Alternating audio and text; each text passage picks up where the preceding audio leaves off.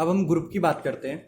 अब देखिए ग्रुप की अगर बात करें तो देखो हमें नॉर्मली पता है कि जब ऊपर से नीचे आते हैं, अगर हम ग्रुप की बात करें तो ऊपर से नीचे आते हैं साइज बढ़ती है, साइज बढ़ती है तो जेड इफेक्टिव कम होता है, और जेड इफेक्टिव कम होता है तो इलेक्ट्रॉन एफिनिटी भी कम होती है। लेकिन ऐसा नहीं है, हम अगर देखते हैं तो सेकंड पीरियड और थर्ड पीरियड की अगर बात करते हैं तो इलेक्ट्रॉन एफिनिटी थर्ड पीरियड की ज़्यादा होती है सेकंड पीरियड से। इसका रीजन क्या है? सिंपल सा रीजन है, जब हम थर्ड पीरियड में आते हैं तो साइज बड़ी हो जाती है। साइज बड़ी होने की वजह से क्या होता है कि जब इलेक्ट्रॉन्स हम गेन भी करते हैं, मतलब इलेक्ट्रॉन की एफिनिटी अगर देखा जाए तो इलेक्ट्रॉन अगर एंटर भी करता है तो वहाँ पे साइज ज़्यादा होने की वजह से जो इलेक्ट्रॉन डेंसिटी है, मतलब चार्ज पर यूनिट जो वॉल्यूम है, वो क्या हो जाती है? कम रहती है।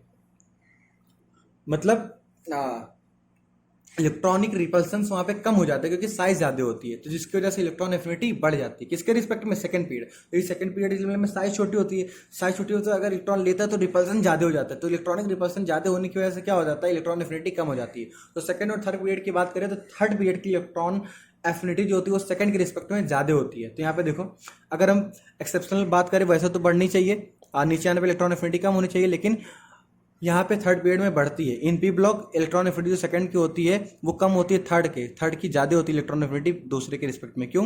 रीजन यहाँ पे देखो दिखा है, साइज ज़्यादा होने की वजह से इलेक्ट्रॉनिक रिपल्सन कम होता है और यहाँ पे इलेक्ट्रॉन एफिनिटी बढ़ती है। किसके रिस्पेक्ट में? यहाँ पे देखो सेकंड पीरियड में साइज कम होता है तो इलेक्ट्रॉनिक रिपल्सन बढ़ता है तो इलेक्ट्रॉन एफिनिटी कम होती है। तो अगर सेकंड पीरियड की बात करें और थर्ड पीरियड में तो boron, carbon, nitrogen, oxygen, fluorine है, aluminium, silicon, phosphorus, sulphur, chlorine. तो हमें पता है तो थर्ड पीरियड की बात करें तो यहाँ पे साइज ज़्यादा होने की वजह से इसकी एफिनिटी ज़्यादा होती है with respect to second period. अब हम अगर बात करें 15, 16 और 17 ग्रुप की, तो 15, 17 और 16 की ग्रुप की अगर बात करें तो अगर ओवरऑल ऑर्डर की बात करें इलेक्ट्रॉन एफिनिटी की तो देखो क्या आता है? फ्लोरीन, क्लोरीन, ब्रोमीन, आयोडीन आता है ना।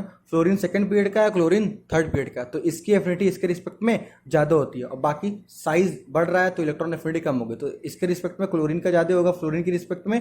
और ब्रोमीन और आयोडीन की बात करें तो साइज कम बढ़ रही है, साइज कम तो इलेक्ट्रॉन एफिनिटी कम होगी, तो इसकी इलेक्ट्रॉन एफिनिटी कम होगी, तो फिर आएगा ब्रोमीन और फिर आएगा आयोडीन। ठीक है।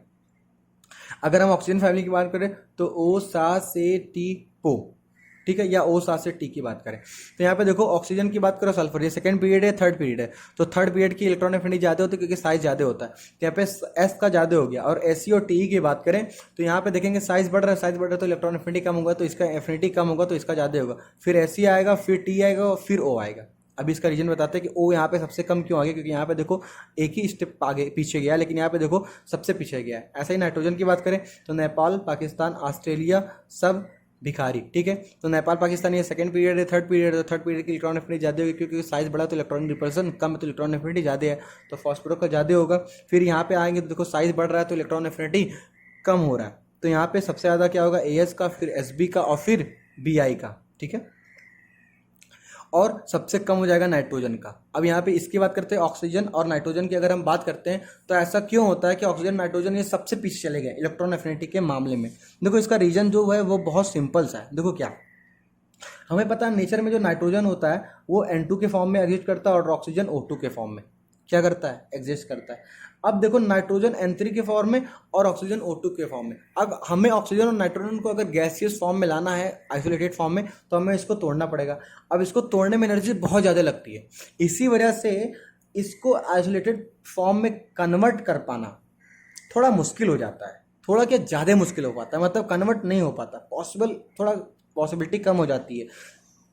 तो यहाँ पे इसको आइसोलेटेड में करने के लिए क्या होती है? पॉसिबिलिटी कम हो जाती है। इसी वजह से क्या होता है, तो यहाँ पे देखो जब पॉसिबिलिटी यहाँ पे क्या हो जाती है, इसको इसमें करने में कम, तो जिसका स्टेबल कॉन्फ़िगरेशन हो या जिसकी स्टेबिलिटी ज़्यादा हो उसकी इलेक्ट्रॉन एफिनिटी क्या हो जाएगी? कम हो जाएगी। तो यहाँ पे जब N2 सबसे ज़्यादा स्टेबल फॉर्म में एग्जिस्ट कर रहा है तो इसको आइसोलेटेड एटम में बनने में ही बहुत ज़्यादा उसको एनर्जी देनी पड़ी है, तो ये यहाँ पे एग्जिस्ट ही नहीं कर रहा है। इसी वजह से इसको जो एफिनिटी हो तो और कम हो जाएगी। क्यों? क्योंकि ये N2 के फॉर्म में और O2 के फॉर्म में एग्जिस्ट कर रहा है, इसी वजह से ये अपने जो ग्रुप में वो सबसे पीछे जाते हैं। यहाँ पे क्लोरीन के एडजस्टेंट फ्लोरीन रहता है सबसे पीछे, यहाँ पे नहीं जाता। समझ में आया? तो 15, 16 और 17 ग्रुप की बात होगी। अब देखो यहाँ पे दो और लिखे हैं, ये आप कंपेरिजन कर सकते हो, लेकिन हम यहाँ पे बता दे रहे हैं। देखो नेपाल, पाकिस्तान, ऑक्सीजन, सल्फर, हमें पता है सेकंड पीरियड एलिमेंट है थर्ड पीरियड, तो नीचे की इलेक्ट्रॉन एफिनिटी ज़्यादा होगी, थर्ड की ज़्यादा होती है, और इधर जाने पर जेट इफेक्टिव बढ़ता है, जेट इफेक्टिव बढ़ता है तो इलेक्ट्रॉन की एफिनिटी बढ़ती है। तो यहाँ पे ऐसा होगा इलेक्ट्रॉन एफिनिटी, ठीक है, इधर ज़्यादा होगा। तो देखो सबसे ज़्यादा क्या होगा, हम इधर से इधर जा रहे हैं तो इधर से इधर जाने पे इलेक्ट्रॉन जेड इफेक्टिव बढ़ता है तो इलेक्ट्रॉन एफिनिटी बढ़ती है, और सबसे ज़्यादा इलेक्ट्रॉन एफिनिटी एस का है, तो सबसे ज़्यादा तो एस का आएगा। एस के बाद किसका आएगा, ओ का आएगा, और एन और पी में तो यहाँ पे तो कम है तो पी का ज़्यादा होगा, तो सबसे ज़्यादा फिर पी का आएगा, फिर आएगा एन का, तो ये आ गया इलेक्ट्रॉन एफिनिटी। ऐसे कहे सीता जी, फिर नाइट्रोजन और फॉस्फोरस। देखो यहाँ पे हमने क्या बोला, सबसे ज़्यादा एस का आएगा फिर ओ, क्यों, क्योंकि देखो नाइट्रोजन ऑक्सीजन फॉस्फोरस सल्फर है ना, तो इसका इससे ज़्यादा होगा इससे। और यहाँ पे देखो नाइट्रोजन और फॉस्फोरस की अगर बात करें तो यहाँ पे क्या P3 होता है, तो यहाँ पे देखो क्या है P3 है ना, तो ये इलेक्ट्रॉन गेन करना नहीं चाहेगा, मतलब इन दोनों की वैल्यू इनसे तो कम होगी, तो सबसे ज़्यादा तो इन दोनों की होगी, इन दोनों में भी सबसे ज़्यादा इसका होगा क्योंकि थर्ड पीरियड है, तो इसका ज़्यादा हो गया फिर इसका, और इन दोनों में अगर बात करो तो इसका फिर इसका, समझ में आ गया। ऐसे कैसे सीधा जी, और नेपाल पाकिस्तान, कार्बन नाइट्रोजन इधर जाने पे जेड इफेक्टिव बढ़ता है, लेकिन ठीक है इधर जाने पे जेड इफेक्टिव बढ़ता है, लेकिन एक बात और आप देखिए, जेड इफेक्टिव बढ़ेगा तो इलेक्ट्रॉन एफिनिटी बढ़ेगा, लेकिन एन और पी की बात करो तो ये कैसा है, NP3 है, तो NP3 है तो यहाँ पे हाफ फील्ड है, तो हाफ फील्ड तो इसकी इलेक्ट्रॉन एफिनिटी क्या हो जाएगी, इसकी इलेक्ट्रॉन एफिनिटी हो जाएगी कम, ठीक। तो इसकी इलेक्ट्रॉन एफिनिटी कम होगी तो कार्बन और सिलिकॉन की ज़्यादा होगी, और ऊपर से नीचे आ रहा है तो सेकंड और थर्ड पीरियड के बाद थर्ड पीरियड की इलेक्ट्रॉन एफिनिटी ज़्यादा होगी, तो इन दोनों में तो इससे ज़्यादा होगा और इन दोनों में भी इसका ज़्यादा है, तो सबसे ज़्यादा किसका हो गया, सिलिकॉन का हो गया ना, उसके बाद में किसका हो गया, कार्बन का, और इन दोनों में सबसे ज़्यादा पाकिस्तान का, और सबसे ज़्यादा फिर नाइट्रोजन का। समझ में आ गया। तो यहाँ पे देखो सबसे ज़्यादा सिलिकॉन, फिर कार्बन, फिर फास्फोरस, फिर नाइट्रोजन। तो सिंपली कुछ नहीं किए, कुछ नहीं हमने बताया, नेपाल पाकिस्तान ऑक्सीजन सल्फर, तो यहाँ पे ये हाफ फील्ड है, तो हाफ फील्ड है तो इसकी इलेक्ट्रॉन एफिनिटी कम होगी क्योंकि स्टेबल है पहले से ही, तो इन दोनों का इससे ज़्यादा होगा, और इन दोनों में भी थर्ड पीरियड का ज़्यादा, तो सबसे ज़्यादा इसका, फिर इसका, फिर इसका, और फिर इसका। ऐसे यहाँ पे भी इन दोनों की बात करो तो यहाँ पे हाफ फील्ड है तो इसकी इलेक्ट्रॉन इसकी स्टेबिलिटी ज़्यादा है, तो ये नहीं चाहेगा कि इलेक्ट्रॉन ले, तो इसकी इलेक्ट्रॉन एफिनिटी इन दोनों से कम होगी, और इन दोनों भी सबसे ज़्यादा इसका होगा कि थर्ड पीरियड, तो सबसे ज़्यादा इसका, फिर इसका, फिर इसका, और फिर इसका। समझ में आ गया, ये हमने बताया। अब हम बात करते हैं रिलेशन की, बात करते हैं, तो यहाँ पे ये हो गया। अब बात करते हैं रिलेशन बिटवीन IP और EA। देखो यहाँ पे हम 3 रिलेशन पढ़ेंगे, और 3 रिलेशन में 2 रिलेशन आप निकाल लेंगे, और 3 रिलेशन भी आप निकालेंगे, तीसरा का वाला भी निकाल लेंगे, लेकिन आपको हम सजेस्ट कर रहे हैं कि तीसरा वाला जो रिलेशन वो आपको एज सच रटा होना चाहिए, और रटने में भी बहुत बड़ी बात नहीं है। देखिए सबसे पहले हम बात करते हैं, मान लो कोई एलिमेंट है, ठीक है, उसने एक इलेक्ट्रॉन गेन किया, गैसियस एलिमेंट है, उन्होंने एक इलेक्ट्रॉन गेन किया, तो इलेक्ट्रॉन गेन करना क्या होता है, इलेक्ट्रॉन एफिनिटी होती है। पहला इलेक्ट्रॉन गेन करे तो इलेक्ट्रॉन एफिनिटी फर्स्ट होगी, और यहाँ पे x माइनस में कन्वर्ट हो गया। अब अगर उल्टा जाते हैं तो x माइनस में एक इलेक्ट्रॉन निकल रहा है, तो क्या हो जा रहा है x, तो ये इसकी क्या होगी, x माइनस की क्या होगी, इलेक्ट्रॉन IP होगी, आयोनेशन पोटेंशियल होगी। तो देखो इलेक्ट्रॉन एफिनिटी किसका हो गया, x का, किसके इक्वल है, x माइनस के IP के बराबर। तो electron affinity of x gaseous atom is equal to ionisation potential of x minus, ठीक है। अब दूसरी बात करते हैं, कोई एलिमेंट x है, वो x प्लस में कन्वर्ट हो रहा है और एक इलेक्ट्रॉन लूज कर रहा है, ठीक। तो यहाँ पे देखो एक इलेक्ट्रॉन निकला ना, तो मतलब ये क्या हो गया, IP हो गया, और जब उल्टा जाएंगे तो एक इलेक्ट्रॉन ये गेन करके किस में कन्वर्ट हो जा रहा है, x में, तो ये इसका क्या हो गया, EA। तो यहाँ पे देखो x IP किसका है, x का, EA किसका है, x प्लस का। तो देखो आयनाइजेशन जो एनर्जी होगी वो x की, वो इलेक्ट्रॉन एफिनिटी x प्लस के क्या हो जाएगी, इक्वल। समझ में आ गया। अब बात करते हैं तीसरा बात करते हैं कि अगर सेम एलिमेंट की बात करें, तो यहाँ पे देखो हम एलिमेंट और उसके एनायन, एलिमेंट और उसके कैटायन की बात कर रहे थे IP ये, लेकिन अगर हम बात करें कि सेम एलिमेंट के अगर हम IP और ये की कंपेरिजन करें तो कौन बड़ा होगा, IP बड़ा होगा, ये बड़ा होगा, दोनों इक्वल होंगे। अगर इसकी हम बात करें तो देखो इसको हम कैसे कंपेयर करते हैं, तो देखो मान लो सोडियम एटम है ना, सोडियम एटम एक इलेक्ट्रॉन लूज किया, तो Na प्लस और E एक इलेक्ट्रॉन निकला, तो सोडियम एक इलेक्ट्रॉन लूज करा तो ये इसका क्या हो गया, सोडियम का क्या हो गया, IP, और यहाँ पे इलेक्ट्रॉन Na प्लस ऐड करा तो Na प्लस का ये क्या हो गया, EA। तो हम लिख सकते हैं ना क्या, IP ऑफ Na, ध्यान से देखना, IP of Na is equal to EA of Na plus, लिख सकते हैं कि नहीं। लेकिन हमें एक चीज़ और भी पता है, अगर इलेक्ट्रॉन एफिनिटी हम सोडियम की बात करें और इलेक्ट्रॉन एफिनिटी हम Na प्लस की बात करें, तो Na और Na प्लस सेम ही एलिमेंट के कैटायन है और एक नॉर्मल एलिमेंट है। अगर उसके इलेक्ट्रॉन एफिनिटी की बात करें, रोटेटरी प्रोपोर्शन तो प्लस होता है, इन्वर्सली प्रोपोर्शन माइनस होता है। तो यहाँ पे देखो सेम एलिमेंट के प्लस ज़्यादा है ना, मतलब क्या, चार्ज टू इलेक्ट्रॉन रेशियो क्या ज़्यादा है, तो ये ज़्यादा खींचेगा, तो इसकी जेड इफेक्टिव ज़्यादा होगी, जेड इफेक्टिव ज़्यादा होगा तो इसकी इलेक्ट्रॉन एफिनिटी भी ज़्यादा होगी। तो प्लस का नॉर्मल के रिस्पेक्ट में इलेक्ट्रॉन एफिनिटी ज़्यादा होता है, तो हम यहाँ पे देखो लिख सकते हैं electron affinity of sodium less than. अब देखो electron affinity of Na plus, तो electron affinity of Na plus को हम निकालें IP ऑफ Na, तो यहाँ पे हम लिख सकते हैं IP ऑफ Na, यहाँ पे रख सकते हैं। तो देखो आ गया सेम ही एलिमेंट के आईपी और ईए की बात करें तो इसकी आईपी की वैल्यू क्या होगी, ज़्यादा। तो यहाँ पे देखो आईपी ऑफ किसी भी एलिमेंट का उसी के एलिमेंट के ईए से ज़्यादा होता है, ये समझ में आ गया। अब यहाँ पे देखो हम कुछ इसमें एक मतलब चार अगर मान लें तो एक हम यहाँ पे बता दें, फिर उसी तरह सेम है। ये थोड़ा इंपॉर्टेंट हो जाता है, थोड़ा ये टफ लगता है लोगों को, लेकिन ये बहुत ही सिंपल है और इसके जो चांसेस होते हैं एग्जाम में आने के वो थोड़े बहुत ज़्यादा होते हैं। तो इसकी हम थोड़ी सी यहाँ पे बात कर लेते हैं कि जैसे कैसे आया। अगर हम आईपी कंपेरिजन करें एफ सी एल माइनस और एफ में, तो ये किस तरह आपस में कोरिलेट होती हैं, ठीक है। तो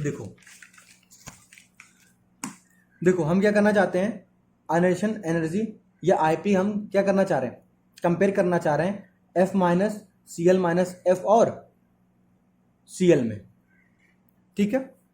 तो देखो हम सबसे पहले अगर बात करें फ्लोरीन और क्लोरीन में, किसका साइज बड़ा है, क्लोरीन का साइज बड़ा है। तो साइज बढ़ना होना तो आईपी की वैल्यू क्या होगी, कम। तो अगर आईपी की अगर हम बात करें तो फ्लोरीन क्लोरीन में किसका ज़्यादा होगा, फ्लोरीन का। क्यों, क्योंकि यहाँ पे साइज क्या है, क्लोरीन का ज़्यादा है, तो इसकी आईपी क्या होगी, कम। अगर हम बात एफ माइनस की बात करें, इन दोनों में आईपी कंपेरिजन करें तो हमें पता है सेमी एलिमेंट के एनायन और ये है, तो एनायन है तो एनायन ज़्यादा है। तो एनायन अगर है तो इलेक्ट्रॉनिक जो इंटर इलेक्ट्रॉनिक जो रिपल्सन होगा वो क्या हो जाएगा, बढ़ जाएगा। और जेड की वैल्यू सिग्मा की वैल्यू बढ़ जाएगी, तो रिपल्सन फोर्स बढ़ेगा तो सिग्मा की वैल्यू बढ़ जाएगी, तो जेड इफेक्टिव क्या हो जाएगा, कम। तो इसका कम हो जाएगा किसके रिस्पेक्ट में, एफ के रिस्पेक्ट में। तो इसका क्या कम हो गया, एफ और एफ माइनस की बात करें तो यहाँ पे एफ माइनस है ना, तो रिपल्सन जो हो गया कम हो गया, तो जेड इफेक्टिव की वैल्यू कम होगी और जेड इफेक्टिव यहाँ पे कम हो गया, तो आईपी की वैल्यू ज़्यादा हो गई। अब देखो फ्लोरीन और एफ माइनस की अगर बात करें तो देखो फ्लोरीन और एफ माइनस मतलब एफ माइनस की बात करें तो फ्लोरीन में एफ माइनस है ना, सेम एलिमेंट का एक कैटायन है एक नॉर्मल एलिमेंट है। तो हम देखें किसका जेड इफेक्टिव ज़्यादा होगा, तो देखो एफ माइनस की अगर बात करेंगे तो इसका जेड इफेक्टिव एफ के रिस्पेक्ट में कम होगा, तो जेड इफेक्टिव कम और जेड इफेक्टिव कम, तो आईपी की वैल्यू भी कम। सेम उसी तरह बोल सकते हैं कि एफ का जेड इफेक्टिव ज़्यादा होगा, जेड इफेक्टिव ज़्यादा होगा तो आईपी की वैल्यू खींचने में एनर्जी भी ज़्यादा लगेगा, तो एफ की आईपी भी ज़्यादा होगी और जेड इफेक्टिव भी ज़्यादा होगी। तो एफ का आईपी ज़्यादा होगा with respect to F minus. कैसे हमने किया, हम इसका जेड इफेक्टिव लेके जेड इफेक्टिव कम, जेड इफेक्टिव कम एफ माइनस की, तो इसकी आईपी वैल्यू भी कम, ठीक है। अब बात करते हैं ऐसे क्लोरीन और क्लोरीन की माइनस की बात करेंगे, तो यहाँ पे देखो क्लोरीन माइनस है, तो यहाँ पे इंटर इलेक्ट्रॉनिक अट्रैक्शन में अगर बात करें तो यहाँ पे रिपल्सन जो होगा इंटर इलेक्ट्रॉनिक रिपल्सन वो बढ़ जाएगा, जिससे सिग्मा की वैल्यू बढ़ जाएगी, तो माइनस होने वाली वैल्यू बढ़ जाएगी, तो यहाँ पे जेड इफेक्टिव इसका कम हो जाएगा और जेड इफेक्टिव कम, तो आईपी की वैल्यू भी कम लगेगी क्योंकि कम अट्रैक्शन यहाँ पे लग रहा है, तो उसको निकालने में एनर्जी भी कम लगेगी, तो यहाँ पे आईपी कम हो जाएगी किस रिस्पेक्ट में, क्लोरीन के रिस्पेक्ट में। समझ में आ गया, तो यहाँ पे जेड इफेक्टिव का यूज करके हम क्लोरीन की आईपी ज़्यादा कर दी है, ठीक है। अब देखो अगर मान लो फ्लोरीन है, फ्लोरीन अपने एक इलेक्ट्रॉन को क्या करता है, अट्रैक्ट करता है, तो इसकी एफ की क्या होगी, इलेक्ट्रॉन एफिनिटी होगी और ये किस में कन्वर्ट हो जाएगा, एफ माइनस में। और एफ माइनस अगर एक इलेक्ट्रॉन लूज कर देता है तो ये एफ में कन्वर्ट हो जाएगा, ये इसका क्या हो गया, आईपी हो गया। तो इलेक्ट्रॉन एफिनिटी ऑफ फ्लोरीन क्या इक्वल हो गया आईपी ऑफ एफ माइनस के। ऐसे अगर बात करें क्लोरीन एक इलेक्ट्रॉन ऐड करता है तो यहाँ पे इसकी इलेक्ट्रॉन एफिनिटी हो जाएगी और यहाँ क्लोरीन माइनस में हो जाएगा, और एक क्लोरीन माइनस एक इलेक्ट्रॉन निकाल के क्लोरीन में कन्वर्ट हो जाएगा, तो ये इसकी क्या हो जाएगी, आईपी। तो हम लिख सकते हैं कि electron affinity of chlorine is equal to IP of CL minus हो जाएगा। और हमें पता है कि फ्लोरीन और हमें ये भी पता है कि अगर फ्लोरीन और क्लोरीन की बात करें तो इसकी इलेक्ट्रॉन एफिनिटी किससे ज़्यादा होती है। तो हमें पता है कि क्लोरीन थर्ड पीरियड का एलिमेंट और ये सेकंड पीरियड का एलिमेंट, तो एक्सेप्शनली होता है क्लोरीन का ज़्यादा होता है इलेक्ट्रॉन एफिनिटी। तो यहाँ पे इलेक्ट्रॉन एफिनिटी किसका ज़्यादा हो गया, क्लोरीन। अब देखो यहाँ पे पुट कर दो, इलेक्ट्रॉन एफिनिटी ऑफ फ्लोरीन किसके इक्वल है, आईपी ऑफ एफ माइनस के, और इलेक्ट्रॉन एफिनिटी ऑफ क्लोरीन किसके इक्वल है, आईपी ऑफ सीएल माइनस के। तो हम देखो यहाँ से लिख सकते हैं ना, आईपी की वैल्यू एफ माइनस की आईपी सबसे कम किसके रिस्पेक्ट में, सीएल माइनस के। और हमें पता है कि अगर हम बात करें यहाँ पे सीएल माइनस और सीएल के रिस्पेक्ट में, तो आईपी की वैल्यू किसका ज़्यादा है, सीएल का ज़्यादा है, तो सीएल माइनस ज़्यादा क्या है, सीएल में। और यहाँ पे देखो सीएल और फ्लोरीन की बात करें तो सीएल से ज़्यादा किसका है, फ्लोरीन का, तो यहाँ पे देखो इसका ज़्यादा है फ्लोरीन, तो सबसे ज़्यादा फ्लोरीन का, फिर सीएल का, फिर सीएल माइनस और फिर एफ माइनस। ऐसे ही हम ऑक्सीजन सल्फर की बात करते हैं, ऐसे नाइट्रोजन और फॉस्फोरस की बात करते हैं। ये हम इसलिए बताएं क्योंकि ये थोड़ा मतलब टिपिकल हो जाता है लोगों को समझने में, इसी वजह से हम इसको समझा दिए। समझ में आया। अब हम पढ़ते हैं इलेक्ट्रोनेगेटिविटी, ठीक है। देखो इलेक्ट्रोनेगेटिविटी क्या होता है, पहले उसकी बात करते हैं। मान लो फ्लोरीन के 2 मॉलिक्यूल है, ठीक है। और फ्लोरीन के अगर मान लो 2 मॉलिक्यूल है, एक मॉलिक्यूल तो F बॉन्ड बनेगा, मान लो कोवेलेंट बॉन्ड बना, तो ये F है और ये भी क्या है, फ्लोरीन के मॉलिक्यूल। अब ये दोनों बना, यहाँ पे शेयर्ड पेयर हुआ, एक पेयर ऑफ इलेक्ट्रॉन का क्या हो रहा है, शेयरिंग हुआ, ठीक है।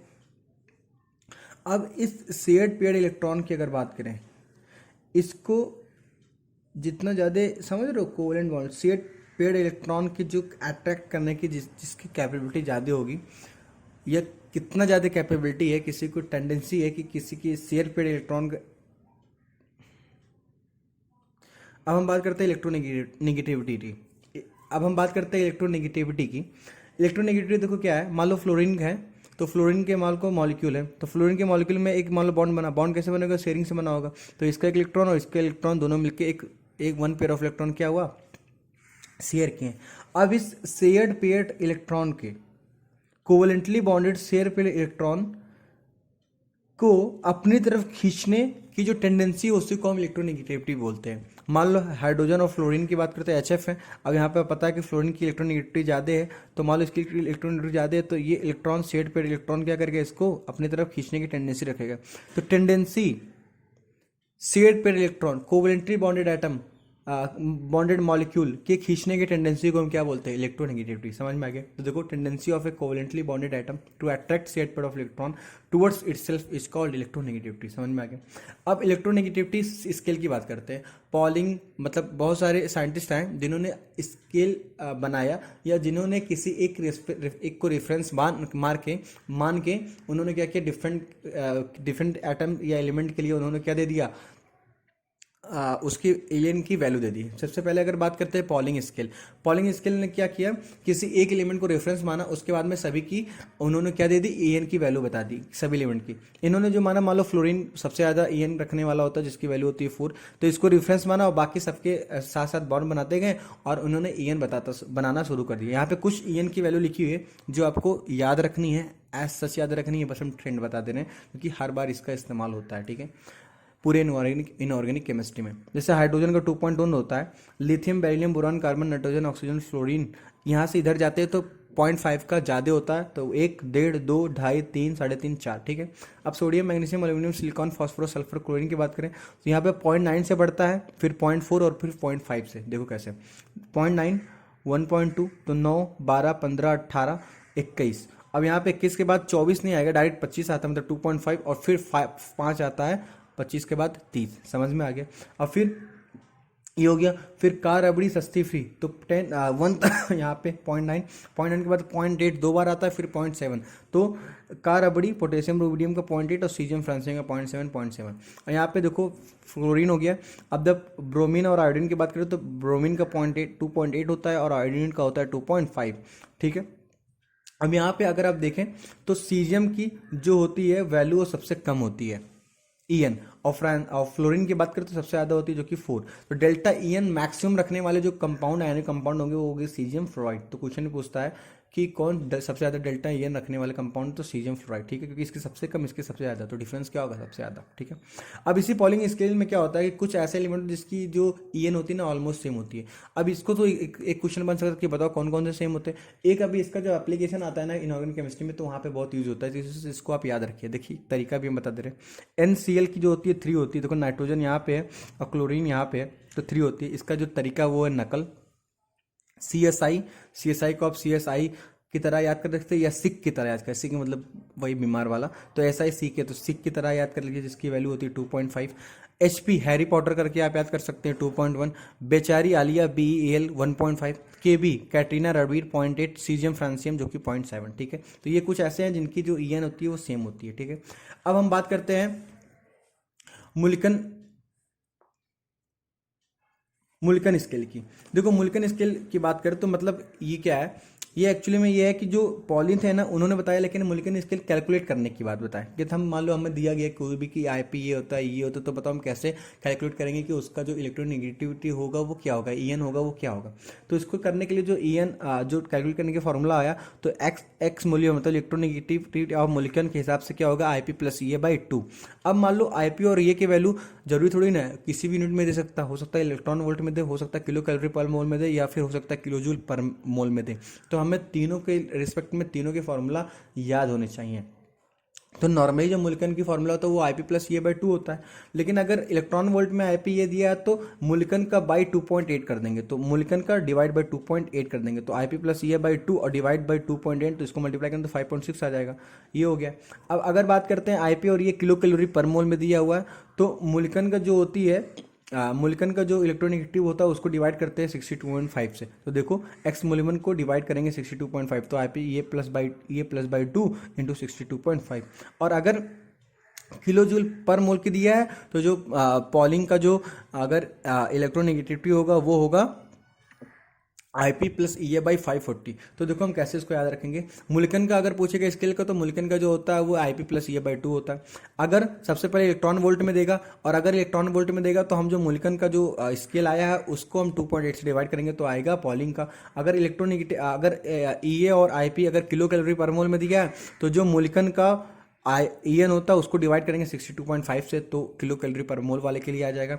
और अगर किलो जूल पर में दिया तो आई पी प्लस ये बाई 540 कर देंगे। समझ में आ गया। तो ये है मुल्कन स्केल के लिए और पॉलिंग स्केल के लिए फॉर्मूला। ठीक है, जब क्वेश्चन में आता है तो हमारा इस तरह यूज होता है। ठीक है, अब हम बात करते हैं फॉर इनर्ट गैस या नॉवल गैस ई एन की वैल्यू जीरो। देखो हम इलेक्ट्रोनेगेटिविटी किसके लिए डिफाइन करते हैं, जब कोई बॉन्ड बना लेता है तो उस बॉन्ड बनाने के बाद में जो शेड पे इलेक्ट्रॉन है उसको खींचने की टेंडेंसी को हम ई एन बोलते हैं। लेकिन यहाँ पे हमें पता है नॉवल गैस तो कोई वो ही नहीं बनाता, बॉन्ड ही नहीं बनता, तो वहाँ पे कोई शेड पर इलेक्ट्रॉन नहीं है, तो इस वजह से ई एन इसका हमने क्या मान लिया, जीरो। ठीक है, अब बात करते हैं फैक्टर अफेक्टिंग इलेक्ट्रोनेगेटिविटी। सबसे पहला फैक्टर है एटॉमिक साइज। देखो ऊपर से नीचे आएंगे तो ऊपर से नीचे आने पर क्या होगा, साइज बढ़ेगा, साइज बढ़ेगा तो जेड इफेक्टिव भी जेट इफेक्टिव क्या होगा, कम, क्योंकि इलेक्ट्रॉन खींचने की टेंडेंसी कम हो जाएगी। और इलेक्ट्रॉन खींचने की टेंडेंसी को तो हम ये नहीं बोलते, तो जेट इफेक्टिव कम तो एन की वैल्यू कम, मतलब साइज बढ़ने पर एन की वैल्यू कम, तो इनवर्स रिलेशन आ गया। इफेक्टिव न्यूक्लियर चार्ज की बात करें, अब जब जेट इफेक्टिव ज़्यादा होगा तो इलेक्ट्रॉन खींचने की टेंडेंसी ज़्यादा, इलेक्ट्रॉन खींचने की टेंडेंसी को जेट इफेक्टिव बोलते हैं। और यहाँ पे एन भी वही चीज़ होता है, बस यहाँ पे जेट इफेक्टिव की अगर बात करें तो इलेक्ट्रॉन को खींचने की टेंडेंसी होती है, और ईएन की बात कोवेलेंटली बॉन्डेड के लिए होती है। तो यहाँ पे जब खींचने की टेंडेंसी जेड इफेक्टिव ज़्यादा हो गया तो ईएन की वैल्यू भी ज़्यादा हो गया, और पता है कि Z effective directly proportional to EN हो गया, तो यहाँ पे पॉजिटिव की डायरेक्टली और नेगेटिव के इनवर्स हो गया ईएन। अब बात करते हैं परसेंटेज एस कैरेक्टर। देखो परसेंटेज एस कैरेक्टर की पहले बात करते हैं, तो यहाँ पे जब भी परसेंटेज एस कैरेक्टर ईएन के रिस्पेक्ट में आएगा तो हम बात करेंगे हाइब्रिडाइज ऑर्बिटल के लिए, या हाइब्रिडाइज एटम के लिए, या मॉलिक्यूल के लिए। जैसे एस हो सकता है, एसपी हो सकता है, sp2 हो सकता है, sp3 हो सकता है। ठीक है, तो यहाँ पे देखो sp2 है ना, तो इसमें जो s परसेंटेज है वो 50 है, यहाँ पे 3 में से 1 है तो मतलब 33% है, और यहाँ पे 4 में से 1 है तो मतलब 25% है। देखो परसेंटेज s कैरेक्टर और ईएन में कैसा रिलेशन है।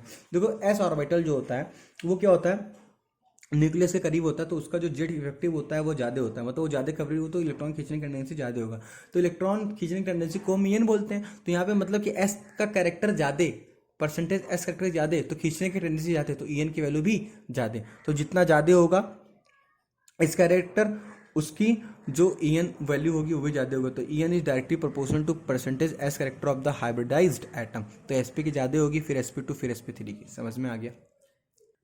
अब देखिए हम मान लो लेफ्ट से राइट जाते हैं, तो लेफ्ट से राइट जाने पर क्या होता है, जेड इफेक्टिव बढ़ता है, और जेड इफेक्टिव मतलब इलेक्ट्रॉन खींचने की टेंडेंसी बढ़ा, उसी को हम ईएन भी बोलते हैं। अगर कोवेलेंटली बॉन्डेड की रिस्पेक्ट में बात की जाए तो ईएन भी बढ़ेगा, और ईएन बढ़ना मतलब इलेक्ट्रॉन को लेने की टेंडेंसी बढ़ना। और हमें पता है कि नॉन मेटल क्या होता है, इलेक्ट्रॉन लेते हैं, तो मतलब नॉन मेटेलिक कैरेक्टर क्या हो जाएगा, बढ़ेगा। समझ में आ गया। तो लेफ्ट से राइट जाने में नॉन मेटेलिक कैरेक्टर बढ़ेगा। अब ऊपर से नीचे तो जो नॉन मेटेलिक कैरेक्टर होता है, तो जो नॉन मेटल अच्छा वाला नॉन मेटल जो सबसे ज़्यादा है पीरियोडिक टेबल में वो होता है फ्लोरीन। ठीक है, अब बात करते हैं ऊपर से नीचे आएंगे तो साइज बढ़ेगा, और साइज बढ़ेगा तो ईएन की वैल्यू कम, क्योंकि जेड इफेक्टिव कम होगा, और ईएन की वैल्यू कम और मेटल, तो नॉन मेटल की वैल्यू भी कम, तो नॉन मेटल की वैल्यू कम तो मेटेलिक कैरेक्टर ज़्यादा। तो ऊपर से नीचे आने पर मेटेलिक कैरेक्टर ज़्यादा, क्योंकि नॉन ईएन की वैल्यू कम मतलब लेने की टेंडेंसी, इलेक्ट्रॉन को खींचने की टेंडेंसी कम, और यही तो हम मेटेलिक कैरेक्टर की बात करते हैं। तो ये प्रॉपर्टी होती है मेटेलिक कैरेक्टर की कि वो इलेक्ट्रॉन को लूज करता है। तो जब इलेक्ट्रॉन ईएन कम है, खींचने की टेंडेंसी कम है, तो मतलब कि लूज करने की टेंडेंसी ज़्यादा है, तो मेटेलिक कैरेक्टर यहाँ पे ज़्यादा हुआ, तो नॉन मेटेलिक कैरेक्टर कम हुआ। समझ में आ गया।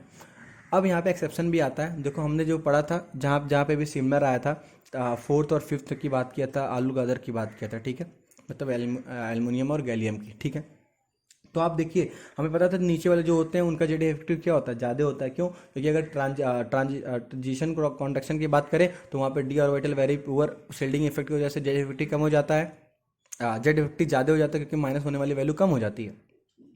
और ऐसे ही लेंथनॉइड कॉन्ट्रैक्शन की बात करें तो वहाँ पे एफ ऑर्बिटल में जाता है, तो एफ में इलेक्ट्रॉन जब जाते हैं तो वहाँ पे वेरी पुअर शील्डिंग इफेक्ट होता है, तो जिसकी वजह से सिमका की वैल्यू और ज़्यादा कम हो जाती है, जेड इफेक्टिव और ज़्यादा बढ़ जाता है, और जेड इफेक्टिव और ज़्यादा बढ़ जाता है मतलब ई की वैल्यू बढ़ जाती है। तो जहाँ पे भी सिमिलर के बाद है ना, तो नीचे वाले की जेड इफेक्टिव ज़्यादा होगी।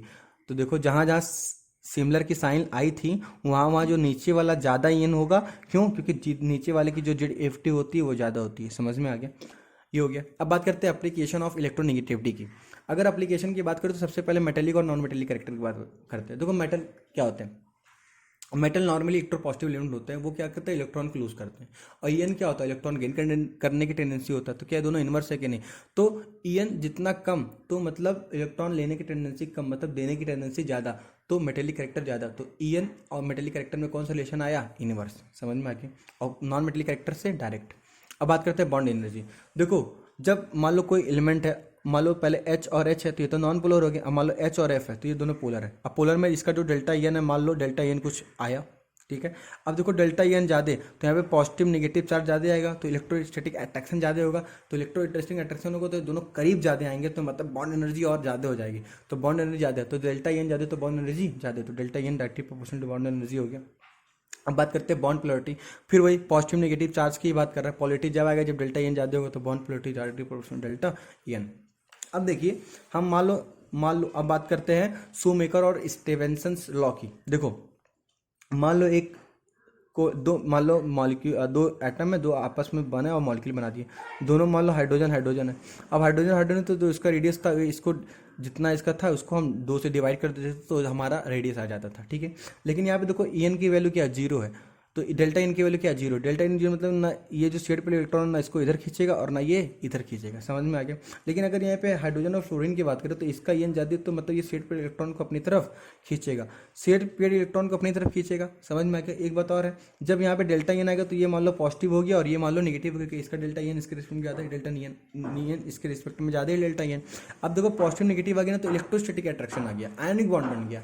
तो आयनिक जब अट्रैक्शन आ गया तो ये क्या हो गया? और पास आएंगे ना, क्योंकि हमें पता है आयनिक अट्रैक्शन से पास आते हैं। तो देखो प्लस माइनस है तो और पास आएंगे तो जो नॉर्मल जो रेडियस आती थी उससे भी कम आने लगेगी। तो हमें कोई ना कोई ऐसा फार्मूला चाहिए जिसकी कुछ जो इसको सेटिस्फाई करे। तो यहाँ पे आए शूमेकर और स्टीवेंसन, उन्होंने बोला कि अगर नॉन पोलर कोई कंपाउंड है, अगर मान लो नॉन पोलर है तो वहाँ पे डेल्टा एन 0 हो जाएगा, तो R A plus R B हो जाएगा और डिवाइड कर देंगे 2 से। लेकिन अगर मान लो पोलर आ गया तो डेल्टा एन आएगा, और डेल्टा एन की वैल्यू जब यहाँ पे पुट करेंगे तो देखो यहाँ पे जो वैल्यू है वो माइनस हो रही है, तो मतलब रेडियस नॉर्मली क्या हो जाएगा? और कम हो जाएगा। क्यों कम होगा? हमें पता है कि इलेक्ट्रोस्टैटिक अट्रैक्शन लगेगा तो वो और करीब आएंगे तो और छोटा हो जाएगा उसकी रेडियस। समझ में आया? तो जो फॉर्मूला होता है D A B is equal to R A plus R B minus 0.09 into delta E N. समझ में आ गया?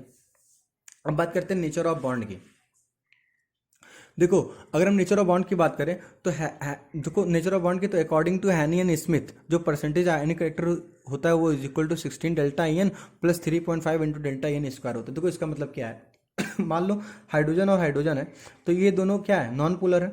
ये नॉन पोलर मॉलिक्यूल है। नॉन पोलर तो यहाँ पे जो ई एन है वो यहाँ पे 0 है डेल्टा एन, तो यहाँ पे इलेक्ट्रॉन जो है यहाँ नीचे है, तो यहाँ पे कोई पोलरिटी नहीं, मतलब यहाँ पे आयनिक बॉन्ड क्या है?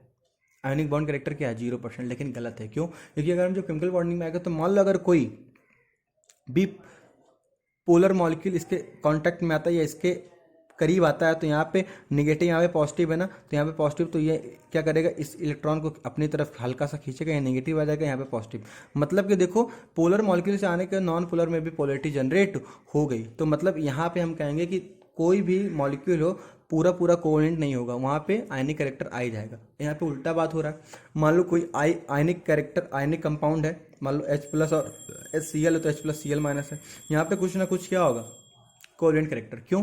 फॉर एग्जांपल अगर बात करें सीजियम फ्लोराइड की बात करें, सीजियम और फ्लोराइड में देखो डेल्टा एन सबसे ज़्यादा है ना, और इसकी अगर डेल्टा एन की वैल्यू यहाँ पे पुट करते तो जो वैल्यू आती है वो 90.195 आती है। मतलब कि 90% के आसपास जो परसेंटेज आयनिक कैरेक्टर है, तो 10% क्या है? Covalent character.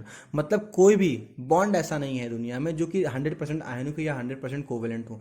कहीं ना कहीं अगर कोवेलेंट है तो आयनिक भी होगा, आयनिक है तो कोवेलेंट भी होगा। अब देखो यहाँ पे आयनिक, मोस्ट आयनिक जो कंपाउंड है वो हमारा सीजियम फ्लोराइड है, क्योंकि डेल्टा एन सबसे ज़्यादा है, और यहाँ पे रखने पे 90% आ रहा है। मतलब कि मोस्ट जो आयनिक बॉन्ड बन सकता है वो 90% बनता है, मतलब उसमें भी 10% कोवेलेंट कैरेक्टर आता है। और यहाँ पे 0% आयनिक बॉन्ड होते हुए भी यहाँ पे इंड्यूस्ड हो गया पोलैरिटी, यहाँ पे भी आयनिक कैरेक्टर आ गया। तो मतलब कोई भी ऐसा बॉन्ड नहीं है जो पूरा पोलर है या पूरा पूरा पूरा आयोनिक हो या पूरा पूरा कोवलेंट हो, समझ में आ गया।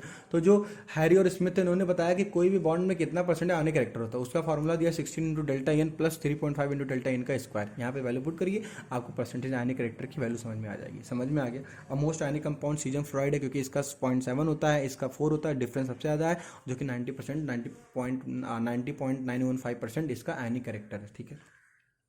अब बात करते हैं नेचर ऑफ ऑक्साइड्स की। देखो, नेचर ऑफ ऑक्साइड की बात करते हैं तो इसमें आता है बेसिक ऑक्साइड। तो बेसिक ऑक्साइड जो होता है वो मेटल के ऑक्साइड जो होते हैं वो बेसिक होते हैं। देखो कैसे, देखो बेसिक ऑक्साइड का मतलब क्या है, बेसिक नेचर का मतलब क्या है। बेसिक नेचर का मतलब है कि अगर हम कोई ऑक्साइड है, मेटल कोई भी ऑक्साइड है, उस ऑक्साइड को अगर हम पानी में डाल दें और वो अगर OH दे दे तो वो क्या हो जाएगा, बेसिक ऑक्साइड होगा, क्योंकि वो OH दे रहा है। तो वैसे अगर अगर देखा जाए तो अगर यहाँ पे बोला गया कि मेटल के ऑक्साइड हम बेसिक होते हैं, चलो हम इसको प्रूव करते हैं। देखो सोडियम का ऑक्साइड है ना, तो सोडियम का ऑक्साइड अगर हम पानी में डालते हैं H2O तो ये बनाता है NaOH।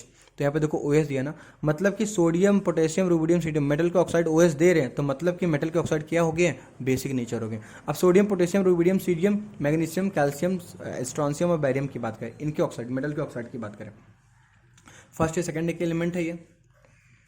अब इधर से इधर पे जहाँ पे बेसिक ऑक्साइड बढ़ रहा है, कैसे, इसको हम बताते हैं। देखिए, हम जब इधर से इधर जा रहे हैं तो बेसिक ऑक्साइड बढ़ रहा है।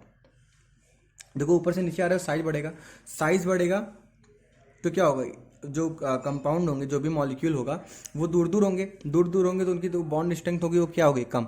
तो जब वो पानी में डालेंगे जल्दी से टूट के वो OH माइनस दे देंगे। तो मतलब कि इधर से इधर जाने पे जो होती है वो बेसिक ऑक्साइड बढ़ रही है। समझ में आया। अब यहाँ पे देखो कि इधर सोडियम पोटेशियम रुबिडियम सीडियम के ऑक्साइड की बात करें, ऊपर से नीचे आने पे जो होती है वो बेसिसिटी बढ़ रही है। देखो कैसे, बेसिसिटी बढ़ने का मतलब है, अगर बेसिसिटी बढ़ेगा तो मतलब कहीं ना कहीं मेटल की ऑक्साइड मतलब मेटल की कैरेक्टर बढ़नी चाहिए। तो अगर मेटल की कैरेक्टर बढ़ेगा तो बेसिसिटी बढ़ेगा। और हमें पता है कि जब ऊपर से नीचे आते हैं तो EN की वैल्यू, और हमें पता है जब हम ऊपर से नीचे आते हैं तो EN क्या होता है, कम होता है, तो साइज बढ़ता है, तो मेटेलिक कैरेक्टर बढ़ता है। तो मेटेलिक कैरेक्टर बढ़ता है, और मेटेलिक कैरेक्टर बढ़ने का मतलब बेसिक नेचर भी बढ़ेगा, क्योंकि मेटल जो ऑक्साइड बेसिक वाले वो मेटल के ही बने, तो मेटेलिक कैरेक्टर बढ़ेगा तो बेसिक नेचर भी बढ़ेगा। समझ में आ गया। तो इसी से ऊपर से नीचे जाने पे बेसिसिटी बढ़ती है।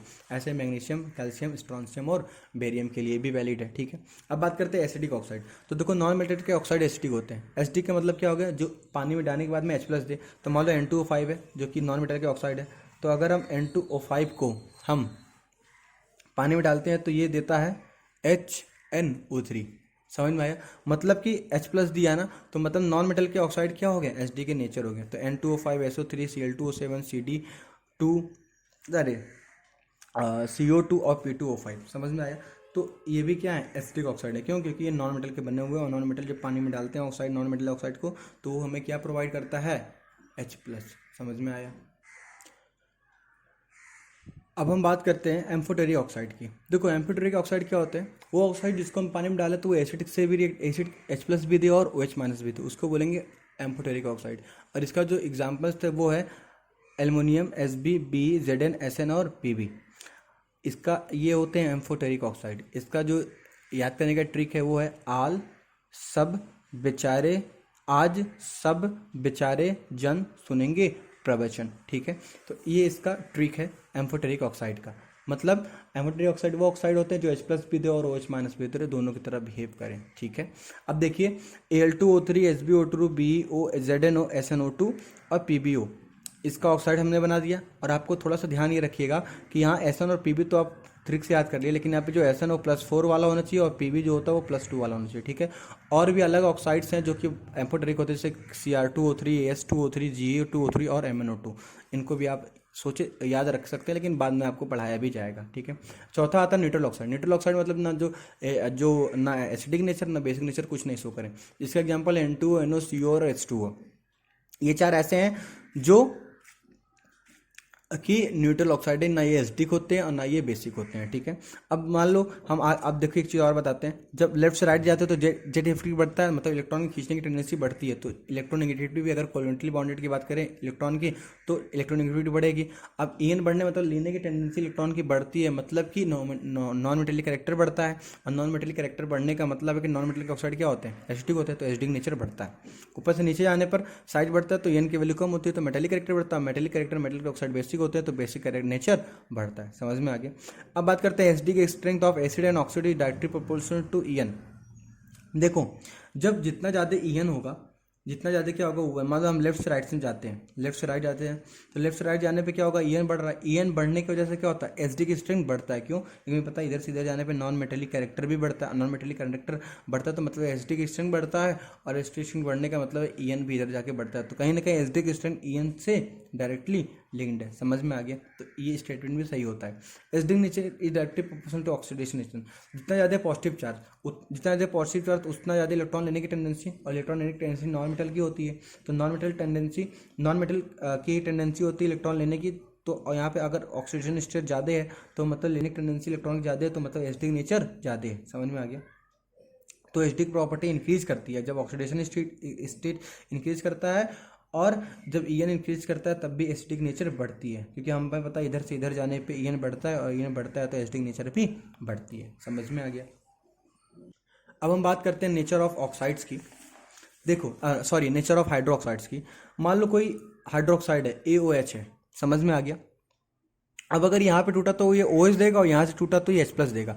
तो ये अगर H+ देगा तो एसिडिक की तरह भी हो सकता है, और ये OH देगा तो ये बेसिक तरह भी हो सकता है। तो हम कैसे पता करें कि ये एसिडिक होगा या बेसिक होगा? तो देखो अगर XA और XO मतलब इन दोनों का जो डिफरेंस है डेल्टा EN, और इन दोनों का डिफरेंस है डेल्टा EN, अगर इन दोनों का डेल्टा EN ज़्यादा है तो ये चीज़ टूटेगा, और जब यहाँ से इसको तोड़ेंगे तो हमें क्या मिलेगा, OH, और जब OH मिलेगा तो ये किसकी तरह बिहेव करेगा, बेसिक नेचर। अब ये किसकी तरह बिहेव करेगा, बेसिक नेचर। अब ये यहाँ पे टूटेगा कैसे, जब टूटेगा जब इन दोनों के बीच का जो डिफरेंस है वो क्या होना चाहिए, ज़्यादा। फॉर एग्जांपल अगर एग्जांपल की बात करें NaOH की, ठीक है, तो यहाँ पे एक ही जगह क्या आया, Na। अब Na का हमें पता है En क्या होता है, कम, और ऑक्सीजन और हाइड्रोजन की बात करेंगे तो ऑक्सीजन तो इन दोनों में कॉमन है, हाइड्रोजन की बात करेंगे तो इसका हाइड्रोजन से भी En कम है, तो इसका जो डिफरेंस होगा क्या वो ज़्यादा आएगा, तभी जाके ये इसका ज़्यादा होगा तो ये यहाँ से छूटेगा, तभी जाके ये OH देगा। मतलब कि Na सोडियम मेटल के जो हाइड्रोक्साइड्स हैं वो क्या होते हैं, बेसिक नेचर शो करते हैं। समझ में आ गया। अब दूसरा बात करते हैं, अगर इसका EN ज़्यादा हुआ, और अगर इसका EN ज़्यादा होगा तो क्या होगा, E टूटेगा, और E टूटेगा तो H+ देगा, और H+ देगा तो मतलब ये एसिडिक नेचर शो करेगा। अब जो नॉन मेटल होते हैं, फॉर एग्जांपल अगर हम बात करें ClOH की बात करते हैं, तो अगर ClOH की बात करें तो यहाँ पे क्लोरीन आ गया, ये क्या है, नॉन मेटल है, और यहाँ OH है। तो देखो क्लोरीन का H के रिस्पेक्ट में EN ज़्यादा है, तो यहाँ पे तो डेल्टा EN थोड़ा कम होगा, और यहाँ पे डेल्टा EN सबसे ज़्यादा होगा, तो डेल्टा EN वजह तो यहाँ पे बॉन्ड उठा, तो यहाँ पे H+ निकला। मतलब नॉन मेटल के जो हाइड्रोक्साइड्स है वो H+ देते हैं, मतलब वो बेसिक नेचर एसिडिक नेचर के होते हैं। समझ में आ गया। यहाँ पे देखो एसिडिक नेचर शो करेगा नॉन मेटल के हाइड्रोक्साइड। समझ में आ गया। अब बात करते हैं नेचर ऑफ हाइड्राइड्स की। देखो हम जब ऊपर से नीचे आते हैं, जब ऊपर से नीचे साइज बढ़ती है तो बॉन्ड लेंथ क्या होता है, बढ़ता है। अब बॉन्ड लेंथ बढ़ने होती है तो स्ट्रेंथ क्या होती है, कम। तो स्ट्रेंथ कम मतलब कि मान लो मेटल की कोई हाइड्राइड है, या कोई भी हाइड्राइड है, HI HF से लेके HI, ठीक है। अब ऊपर से नीचे आएंगे तो ये क्या होगा, बॉन्ड वीक बनेगा। देखो बॉन्ड वीक, तो यहाँ पे H+ देने की टेंडेंसी क्या होगी, ज़्यादा, और H+ देने की टेंडेंसी ज़्यादा मतलब कि एसिडिक कैरेक्टर ज़्यादा। तो जो नॉन मेटल के हाइड्राइड होते हैं नॉर्मली एसिडिक होते हैं, और जो मेटेलिक हाइड्राइड होते हैं वो क्या होते हैं, बेसिक होते हैं। और हम आपको ये भी बता दिया, ठीक है। तो मेटल के हाइड्राइड क्या होंगे, बेसिक, और नॉन मेटल के जो हाइड्राइड होंगे वो क्या होंगे, एसिडिक। समझ में आ गया। अब देखिए ऑर्डर ऑफ स्टेबिलिटी की बात करें हाइड्रोहेलाइड्स की। हाइड्रोहेलाइड्स मतलब हेलाइड्स में हाइड्रोजन अटैच, मतलब HF HCl HBr और HI। अगर स्टेबिलिटी की बात कर रहे हैं मतलब कौन ज़्यादा स्टेबल है, तो हमें पता है ऊपर से नीचे आने पे साइज बढ़ती है तो बॉन्ड लेंथ बढ़ता है, तो बॉन्ड स्ट्रेंथ कम होती है, तो मतलब नीचे आने पे स्ट्रेंथ कम होती है, तो टूटिंग टेंडेंसी ज़्यादा है तो स्टेबिलिटी क्या हो गई, कम। तो नीचे आने पे स्टेबिलिटी कम, तो सबसे ज़्यादा स्टेबल क्या होगा, HF, फिर HCl, फिर HBr और फिर HI। समझ में आ गया। अब बात करते हैं एसिडिक स्ट्रेंथ, मतलब कौन जल्दी H+ देगा, हाइड्राइड की बात करते हैं। तो ऊपर से नीचे पे आने पे बॉन्ड लेंथ बढ़ती है तो स्ट्रेंथ कम होता है, तो टूटिंग टेंडेंसी ज़्यादा है, तो मतलब H+ देने की टेंडेंसी ज़्यादा होगी। तो नीचे जाने पर H+ देने की टेंडेंसी ज़्यादा होगी तो एसिडिक स्ट्रेंथ ज़्यादा होगा। तो देखो HF HCl HBr HI में ये ज़्यादा, ओ 7 से टीपो नीचे सबसे ज़्यादा, फिर नेपाल पाकिस्तान हाइड्रोजन, और नेपाल पाकिस्तान ऑस्ट्रेलिया सब भिखारी नीचे वाला ज़्यादा। समझ में आ गया। अब हम बात करते हैं कुछ एक्सेप्शनल ऑर्डर की। देखो radius of H minus is greater than F minus. देखो H माइनस का रेडियस F माइनस से ज़्यादा हुआ। देखो कैसे ज़्यादा हुआ। H माइनस मतलब ये क्या हो गया, हीलियम की तरह हो गया। F माइनस मतलब ये नियॉन की तरह हो गया। और मुझे पता है कि नियॉन का रेडियस ज़्यादा होता है हीलियम के रिस्पेक्ट में, लेकिन यहाँ तो उल्टा है। हीलियम का ज़्यादा है नियॉन के रिस्पेक्ट में, H माइनस का ज़्यादा है किसके रिस्पेक्ट में, F माइनस में। अब देखो इसका रीज़न क्या है। तो जो इसका रीज़न है ना वो बड़ा सिंपल है। देखो कैसे, मान लो कि हम मान लो हाइड्रोजन है, हाइड्रोजन एक इलेक्ट्रॉन लिया और ये H माइनस में कन्वर्ट हो गया। अब यहाँ पे Z की वैल्यू एक है, यहाँ पे भी एक है। यहाँ पे इलेक्ट्रॉन की बात करें, यहाँ पे एक है, यहाँ पे इलेक्ट्रॉन दो है। तो Z/E की बात करें तो यहाँ पे 1/1 आया, यहाँ पे 1/2 आया, मतलब ये 0.5 हुआ, ये 1 हुआ।